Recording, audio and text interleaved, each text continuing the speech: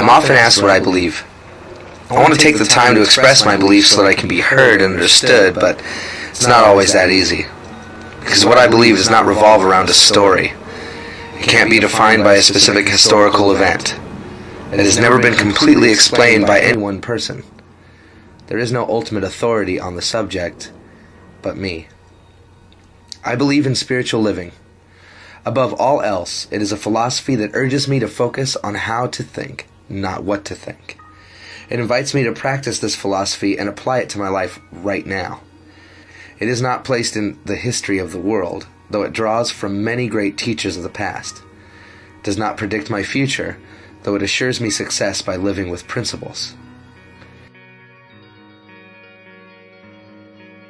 My view of God is not that of a person or personality, but my philosophy allows me to accept that this may be true for others. My relationship with God is a personal one, though I know everyone also has this same relationship. I believe that God is all that there is.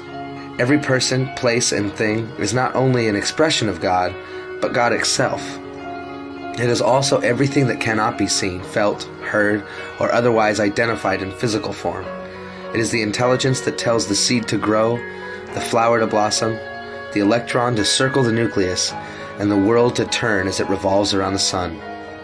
I believe God is the absolute presence that not only creates, but is itself all things.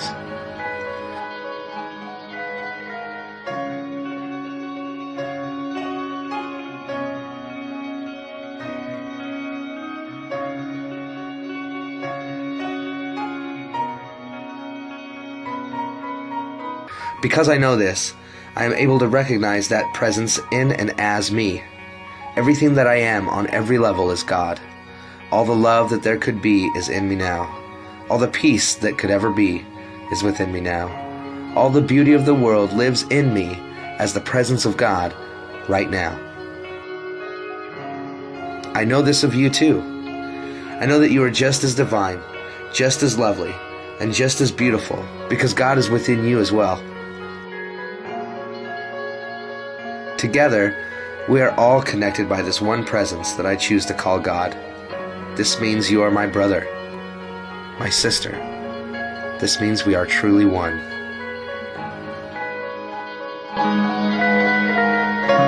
I also believe in a spiritual law. This means that, much like the law of gravity, there is something I cannot see that affects my life. These spiritual laws are constantly operating regardless of how conscious of them I may or may not be. It also means that I can work with these laws to reach a desired outcome. While many people may tell me what these laws are and how they work, I know that the only way to know them as my own is to practice working with them. Much like an experiment, my faith allows me to apply my philosophy to my life every day and to pay attention to how it works. As I live in love, I see love revealed in and given to me, flowing through the world around me. As I practice peace, I observe the blessing that calm and order can provide to any situation in my life. As I practice approaching the world as a beautiful blessing, it is clear to me that those I encounter feel blessed themselves. This is how I think, not what I think. I believe that being conscious of these facts gives me the blessed opportunity to live my life from principles that exemplify God's greatness in and as my life. My philosophy reminds me to see the world from this place and to act as a citizen of a spiritual community at all times. I know that as I do so, that God is constantly supplying all that is needed to bring me success. This could never really explain everything, I believe, because it is my life and who I am. You may still have many questions about what I believe, and I want nothing more than to share this part of myself with you. It is a blessing to have the chance to share my beliefs with you so I can be understood, and it is my gift to be open to understanding you. I would never tell you what you should believe, but I will always invite you to learn more with me. I will never tell you that you are wrong, but I will always honor your path as your own. I can never give you all the answers, but I will constantly remind you that the answers are already within you.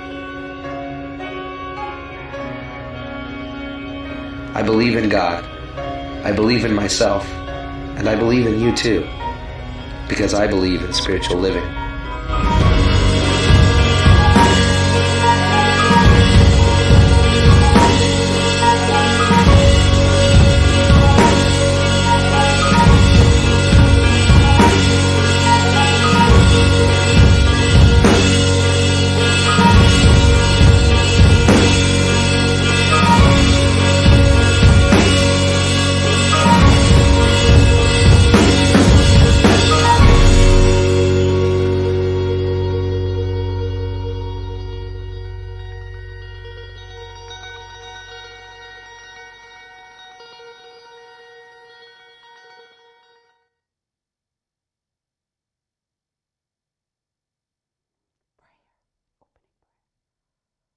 opening prayer.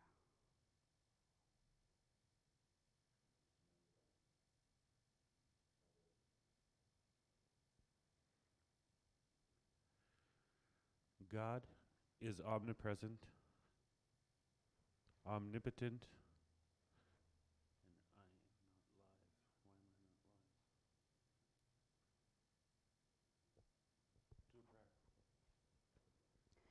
And so, in the sacred space now, we recognize that presence that is one with all, that is in me and is in you. And simply knowing that I invoke the presence of Spirit to come forth in this message this morning, knowing that all that needs to be heard will be heard, all that needs to be revealed will be revealed, and all that needs to be healed will be healed as we become present in this now moment. And I bless our Sunday service, and so it is. Okay. We ready?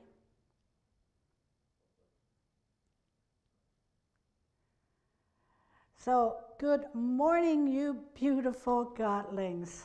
We had a little bit of a bumpy ride here in the beginning, but it's all okay. All is well.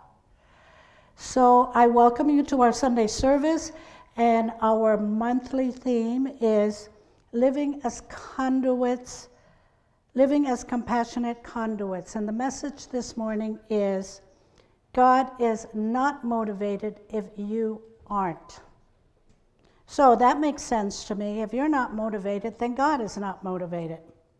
And since we are dealing with the law of mind, we must believe in it in order that we may make it work affirmatively for you. So, what's it going to be? Blessings or cursing? Meaning gratitude or complaining. Are you motivated by gratitude that your reality is filled with blessings? Or are you filled with judging and complaining that your reality is filled with lack and limitation? There is so much complaining happening in the world now. We are so busy focusing on what is wrong that we complain about everything and anything because we are obsessed with what is wrong. Now, granted, there's a lot of division that is happening in the world now. But there is also a lot of what is right in the world.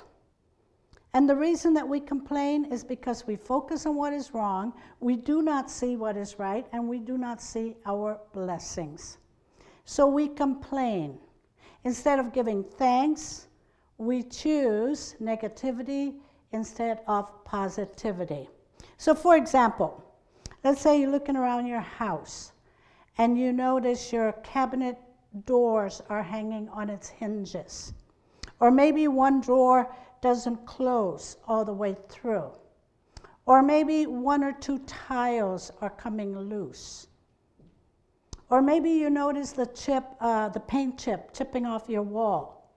Whatever it may be, we complain because it has to be fixed, it has to be repaired, it has to be replaced. So we are not happy with our home. Here's what I'm going to tell you to do. Go find a homeless person and complain to them about your household problems. I'm pretty sure they would trade places with you in a heartbeat. So how about, let's say you're driving a car that is not a late model car, it's making these funny noises, and it needs minor repairs. And you're not happy with your car. Go find a person that is sitting on a bench waiting for public transportation and complain to them about your car. They will gladly trade places with you. Or how about this?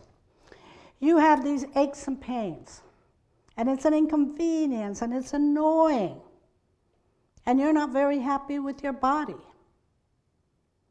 go to a hospital and find a patient who has terminal illness and complain to them about your aches and pain. I'm very sure that they will gladly trade places with you. Well, here's another one. Let's say that you really are so tired of putting on your face mask every time you leave your house. Well, nobody's happy with that. I mean, we don't wake up in the morning and go, hoo-hoo, today I'm putting on my face mask. Nobody wants to put on that face mask, but we have to, and we do.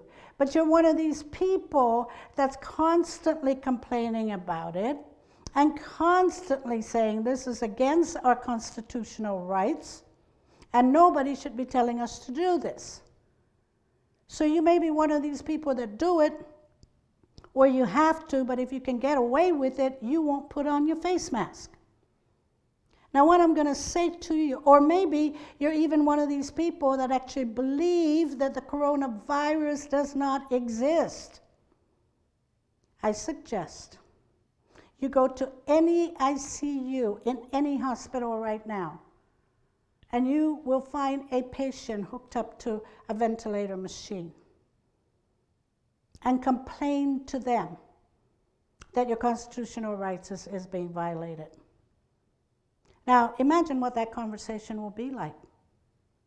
Here's a person laying in the hospital bed in ICU, don't even know if they're going to be alive tomorrow.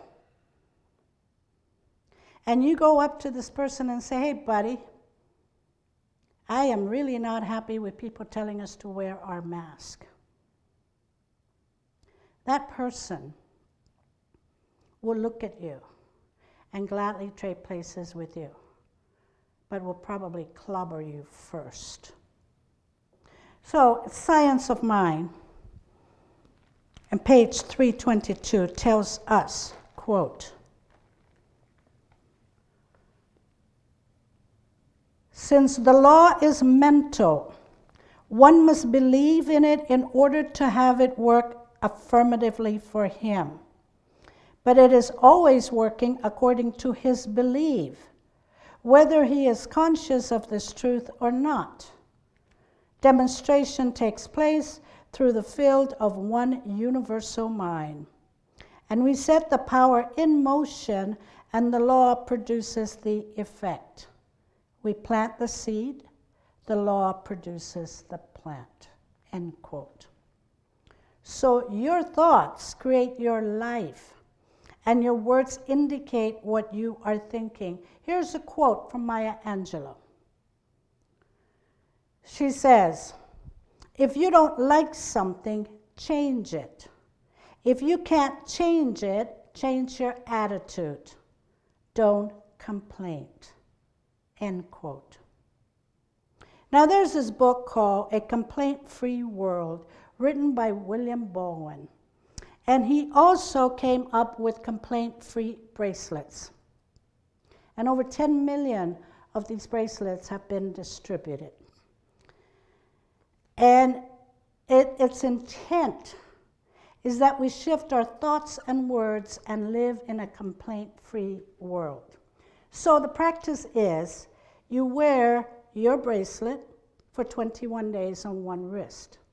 But if you complain about something, you are to take that bracelet and put it on the other wrist and begin day one again.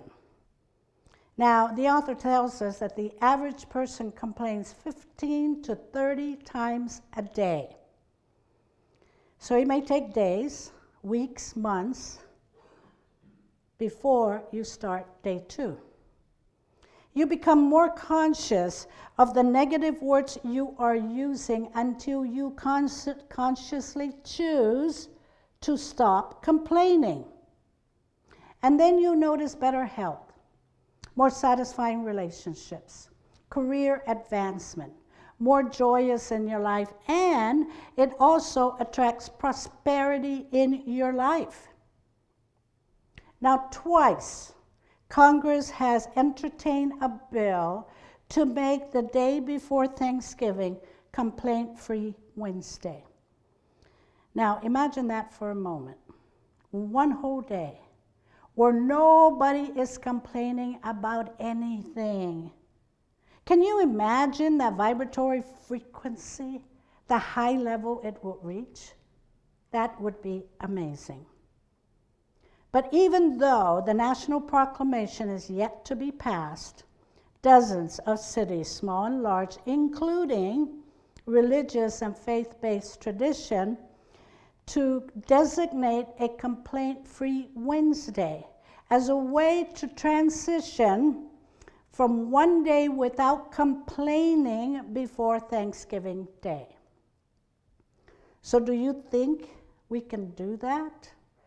Can this spiritual community join them and just go through Wednesday, just Wednesday, November 25th, the whole day without complaining? Do you think you can do that? If you think you can, then I challenge you to challenge yourself. Now, obviously, complaining does not motivate God. So if you want to motivate God, you need to motivate yourself. And here's what we need to do. We need to change the habit from complaining to gratitude. Can we open ourselves up and have a grateful heart? I think we can. I think we all can. And this quote from Science of Mind teaches us that a grateful heart sets the foundation that leads to a consciousness of prosperity. It is the beginning of the circle of giving and receiving. End quote. Now, how perfect that this is Prosperity Month. And we see that a grateful heart leads to the consciousness of prosperity. But even though we realize the importance of a grateful heart, when we begin looking for things to give thanks, we unconsciously focus on the inadequacies and insufficiencies. And now we become more conscious of our limitation. But this quote from Eric Butterworth in his book, Spiritual Economics, tells us, you do not need something to be grateful for. You need only the desire to feel grateful. Invoke Plato's law. When you feel grateful, you become great and eventually attract great things. End quote. I like Plato's law. When you feel grateful, you become great and eventually attract great things. Now we know how to attract great things. We must first feel grateful to become great. Now, the Abraham Hicks teaching tells us about the practice of the rampage of appreciation. The idea is to go through the whole day and have a rampage of appreciation, and you will appreciate anything and everything that shows up. Now, something magical happens when we do this. First, the world looks different to you, and your brain releases those feel-good hormones, and your frequency is vibrating at the level of joy, delight, and happiness.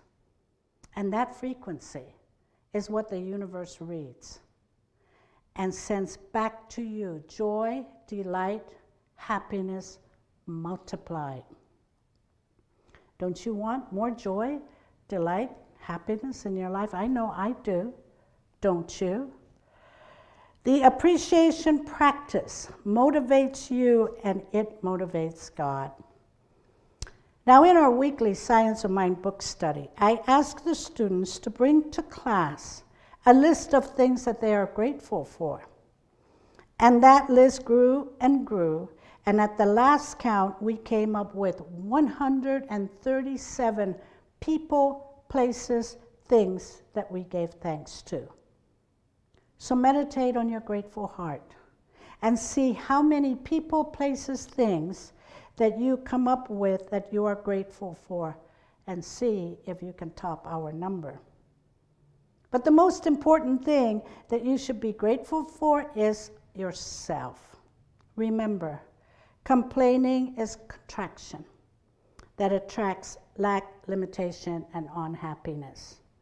Gratitude is expansion that attracts more abundance, prosperity, success, love, and joy. Now, because this is Thanksgiving week, and Thursday is a reminder to be grateful for our blessings and the greater blessings yet to be, because it tells the universe that we are open to receive more, and this sets the wheel of creation in motion, and that is the greater yet to be. It's on its way to manifest in your reality. So think of it this way during Thanksgiving. Gratitude and manifestation go together like turkey and mashed potato, or turkey and dressing. Choose one. So as you sit with your family around the Thanksgiving table, for those of you who will be doing that this week, keep in mind the families who won't have family members this year around their table because of this pandemic. Take a moment and send them the energy of compassion and comfort from your heart space. And take the time to acknowledge your blessings and make sure that one of them is that you are here at that table with your loved ones. Take this opportunity to tell your loved ones, I love you. I appreciate you. Thank you for being in my life. Please do that, because next year there may be someone missing from your table, and maybe that someone might be you. So include in your prayer of gratitude at your Thanksgiving table, thank you, God, for this gift of life. And now, let us pray. So let's just settle into our chairs and drop into the heart space, that space of the grateful heart, where you find that indwelling spirit that is in each one of us. Our hearts are expanding with gratitude and joy for the gift of life, for that unconditional love that is source itself, that permeates our entire being. You were created from love, for love, to be love, for the Supreme Being, for ourselves, and for our entire human family. And from this energy of love, the light from our grateful heart expands outward, vibrating in joy frequency, and it encircles the entire earth. Reaching, touching all our brothers and sisters, far and wide, lighting their light within so that they too will shine their own light. And collectively, when we do this, we heal the world, coming together in unity. And collectively, we expand upward into the far reaches of the universe, dancing as the light beings that we are, coming together and giving thanks for all of God's loving gifts. Oh, how good this feels. Oh, how good this feels. Just to feel that in your heart space. This, that we can intend and affirm this right here and right now, and know, simply know, our divine power is making it so, just by our intention right here, right now. And my heart is filled with gratitude and joy for this loving spiritual family, for the spiritual sustenance that we were fed today to sustain us today and the days to come. So I speak my word into that universal law, the law that says, yes, it is done. And simply knowing that God's got this, I let go, and I let God. And together let us anchor and affirm this prayer by saying, and so it is. And I let it be so. Thank you for being here today. You could do online giving by texting GIVE to 951-420-6909. Visit our website at cslbeaumont.org and click Donate at the bottom of the screen. You can also mail your donation to Center for Spiritual Living, 802 Maple Avenue, Beaumont, California, 92223. If you enjoyed this service and are watching on YouTube or Facebook, please like and share this video. And if you haven't already, on YouTube, please subscribe to our channel and hit the little notification bell to be updated when we post new content. For those on Zoom, please visit our Facebook page and share to help spread this message.